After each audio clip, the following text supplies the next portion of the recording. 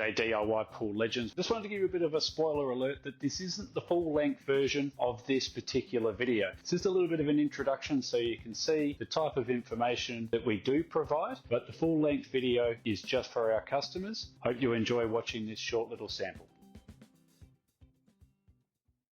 G'day DIY Pool Legends. In part 1 today we're talking about concrete bond beams. Part 2 we're talking about equipotential bonding, the electrical side with the bond beam, so please check that one out. The coping paver is going to sit on top of that beautiful, nice, secure bed of concrete, so if there's any other movement with your paving anywhere else, that first row of pavers isn't going to move and it's going to stay looking fantastic forever. The second part and the second job of the bond beam is to lock the pool in place and prevent lifting, along with providing the structural support underneath the coping beam as well.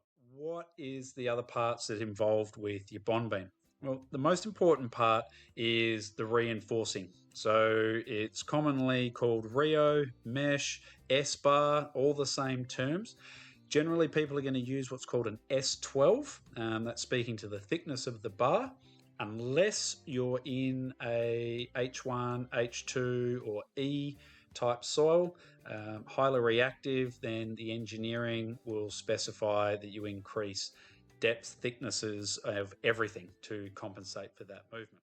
So this is the process from start to finish. You'll see that they'll pop the formwork off and you'll see the bond beam. It's had overnight to cure and get nice and hard, or go off, as they say with concrete.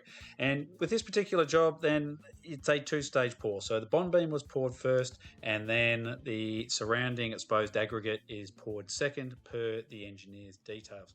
Well, there you have it, just a little sample of the video that we provide. We know from our customers all over the country that these videos make a huge difference to putting the pool in and enjoying the process and getting a fantastic outcome with your DIY pool. The name of the game is you want to absolutely save thousands of dollars on your pool, but when someone comes over and has a look at your pool, they shouldn't be able to tell whether you put the pool in yourself, you used a local installer, or you went to a full service, full price pool builder. And that's what these videos and all of our supporting documentation is all about. If you'd like to learn more, you can get in touch with us through the website and talk to the team. We'd love to hear about your project and how we might be able to help.